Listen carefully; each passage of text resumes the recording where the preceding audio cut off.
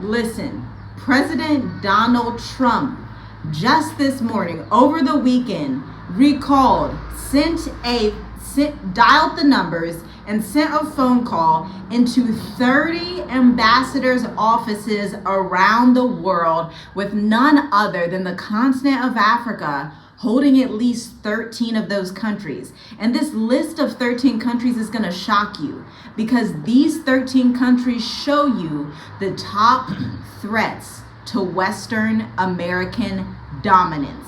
Now, there's a few that you could guess that are on the list, maybe a Burkina or a Niger or something like that. But some of these countries are going to totally shock you. There's 4 in Europe, a couple in the Middle East, and a couple in Asia that should totally send shock waves through your brain. So let's get into the countries. And real quick, if you don't have your passport, get your passport. Because if you are preparing to leave in 2026 and you don't have that, things are changing fast. This is why we're coming on here to name these countries, because this is eye-opening. And if you are not preparing now, you might as well just get comfortable. Right. That's true. Absolutely.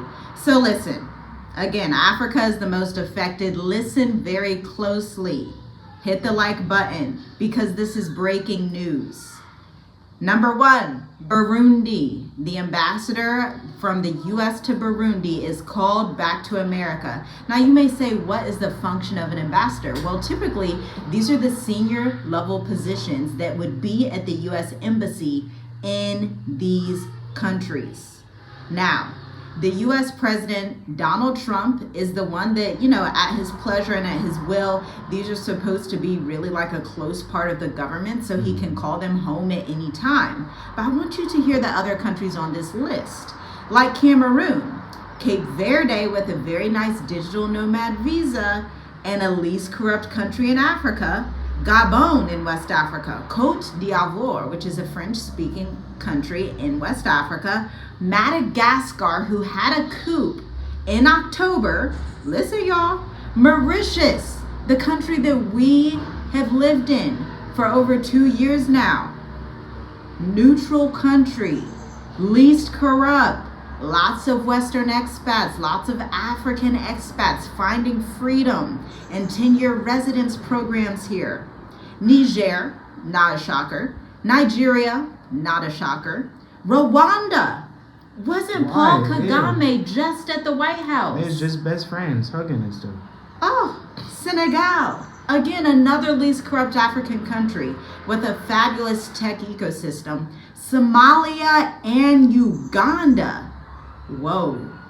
This list is interesting because something that's underlyingly here, these aren't the most powerful economies in Africa currently, but they will be in the decades to come.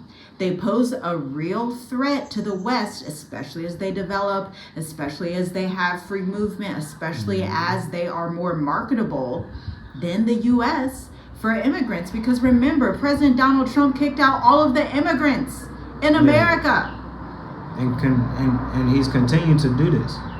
So it's like, when she told me this, I'm like, oh man, we got to talk about this because this is an eye-opener right here. It's just like week after week, he's saying this, he's saying that. Immigrants go. No immigrants can come in. You get what I'm saying? So things are changing fast. My biggest surprise is Mauritius is on this list. Yes. This is Mauritius is an island. It's very neutral. It doesn't have like a military or anything, but it's heavily French dominant. So I can see things changing a lot.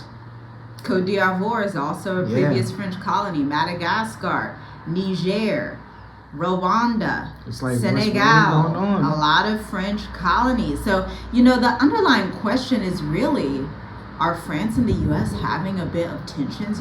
France is literally up in flames right now, but we're going to save that for another video because the second region that is most impacted, get this, is none other than the Asia Pacific region. Now, these countries are going to shock you as well because we have discussed travel and some of these countries being more free, having the ability for you to have good residencies in Asia without literally going to a China, because who wants to live in China?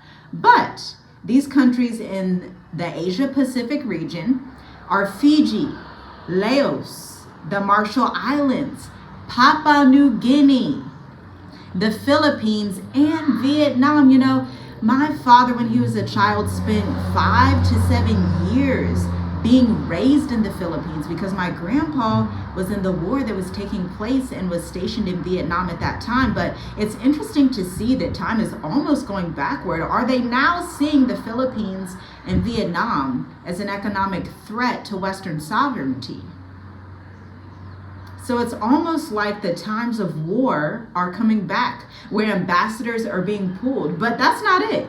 We still have to go to Europe and the Middle East, because there's actually countries in Europe that are affected, and South Asia and the Middle East as well. So let's continue, okay? 4 countries in Europe: Armenia, North Macedonia, Montenegro, which has a fabulous digital nomad visa, by the way, and Slovakia, which also has some attractive residence permits. They are all affected. Now let's hop over to the Middle East: Algeria and Egypt. I don't know much about Algeria. I think it's a very much oil-centric nation. Not sure about Egypt. We'll have to look into that more. And then, get this, in South Asia, Nepal and Sri Lanka. We were just discussing Sri Lanka. Wow. And Guatemala and Suriname in the Western Hemisphere. Now, Political was the first to actually come out with this report on the ambassadorial calls, which have drawn concern from lawmakers and the union representing the American diplomats who are supposed to, in these countries, go out and have peace deals, have cordial relations. But America is just really siding with itself right now, and like, we're in fight or flight. We have to be America first. We cannot have people in all these different regions. Look, it's a divide that's happening, like literally. And if you look on the map, you know what I'm talking about. This side versus that side. That's literally what's happening right now. So you got to pick a side. Which side is going to be the future? Which side is going to have most of the resources? Where does most of the resources come from? It don't matter if it's a lot of oil that Donald Trump is trying to seize right now, but there's still oil on this side of the world, on the eastern side of the world. So it's a lot that's happening. And this is Monday. Right. It's Monday. So it's still, look, all this is happening while gold is hitting all-time highs too.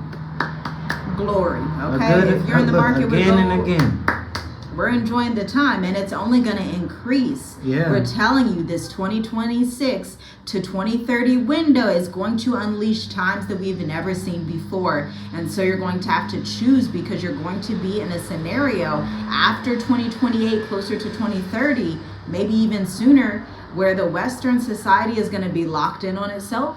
But the free world is going to be free trade, doing everything that we need to do over in the free world. And listen, this pattern is consistent, because guess what?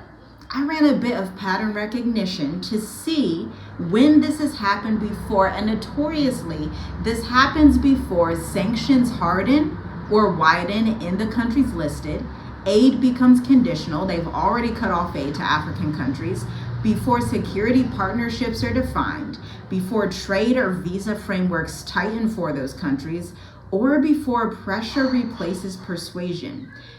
Diplomacy is going to be recalibrated first. Policy follows later. This pattern has repeated across the Cold War, World War II, post-colonial transitions, and even the modern geopolitical landscape.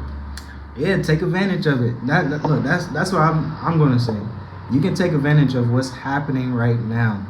Things are changing. Subscribe to members only, because you trade live on members only to teach people how to profit in the decline of Western society. And let's also talk about why Africa is most affected, because like you were saying earlier, you questioned like, why is Mauritius on the list? They're so neutral. But get this is why. Mauritius has close relations, obviously. We literally live in the Indian Ocean. It's literally an Asian and African nation by default. And so guess who is adjacent to BRICS? Mauritius, Yep. Niger, perhaps Cote d'Ivoire and Senegal. Maybe they're showing signs that they may side with the Sahel Alliance. That means chaos for Western society if this is allowed by the grace of Yah to push through and have success for the people in the free world, not the old Western free world. That's not the free world. That's the controlled world. The actual new free world where people are not under hyper surveillance control systems. Okay?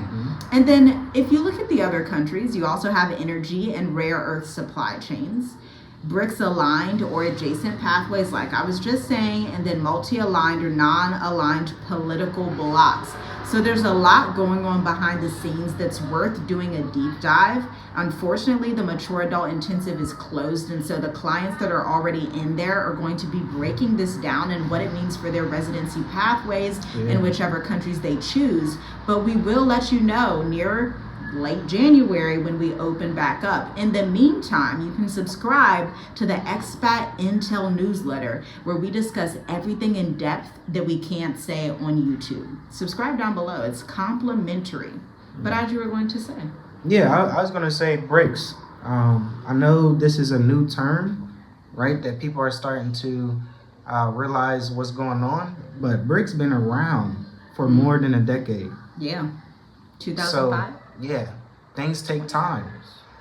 And now it's starting to make sense. It's literally a divide that's happening right now.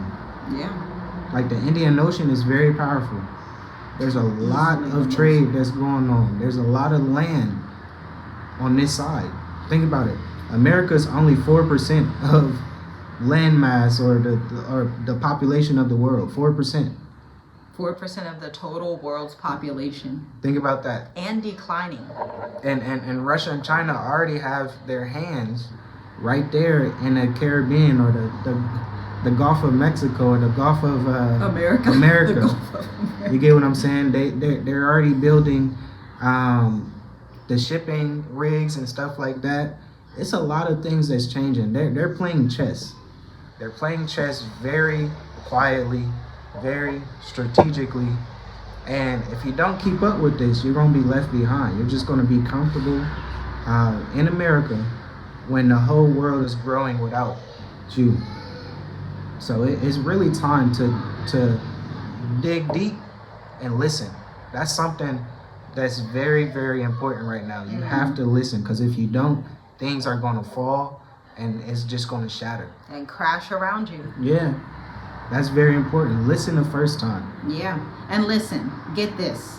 I want to show you how this process is going to continue to unfold over the next 12 to 36 months. Remember, here on this channel, we're talking about the 2030 timeline. It's going to be 2026. So listen to this. There's going to be 3 core phases before the final phase debuts. Number 1 is going to be narrative tightening, which we're already in. We've seen that President Donald Trump and the U.S. government have already told you, we don't like immigrants. Y'all may not have dual citizenship.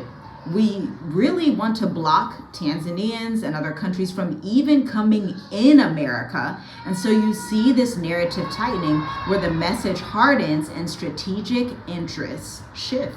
And you got to think about who is President Trump allowing to come in America that's immigrants. Leave a comment below and let us know, because that was a big deal earlier this year. That's a big deal. They came and they're like, oh, we don't like it no more. And they went back. So did. He's kicking a certain group of immigrants out and not allowing certain group of immigrants in, or making it harder. What is it, 15,000 that you got approved? Yeah. But inviting other immigrants to come in and try to prosper. So if that don't tell you anything, I don't know. That's common sense right there. And the second step is compliance expansion. Get this. You're going to see financial, travel, and aid withdrawal. We already are starting to see that as well. NGO frameworks quietly shift, or they become non-existent. And once required discretion is going to become procedural. Third is the regional pressure. We are now in the regional pressure era, which is crazy because this almost just started just last year with President Donald Trump being inaugurated. And with his Project 2025 playbook, he went through it so quickly, and it was actually established in the Nixon era. And I actually found out through my research that the last time these types of shifts happened was actually also during the Nixon era. And so again, look back at history to see what's about to happen. Study and show yourself approved to see what's happening in the world and align it with your Bible narrative, okay? Third is the regional pressure. As I was saying, certain countries are nudged into alignment. So this also looks like if you were a neutral country, you're going to have to choose and just state, are you going to be with them or are you going to be over here, so we know what's what before this thing totally pops off and we lock down the Western hemisphere of the world. And finally, flexibility in 2030 is going to disappear. This is why travel now is the message. Exit and escape now. Strategize now so you don't bounce back and forth in confusion, because the world to come is not going to allow you to bounce everywhere.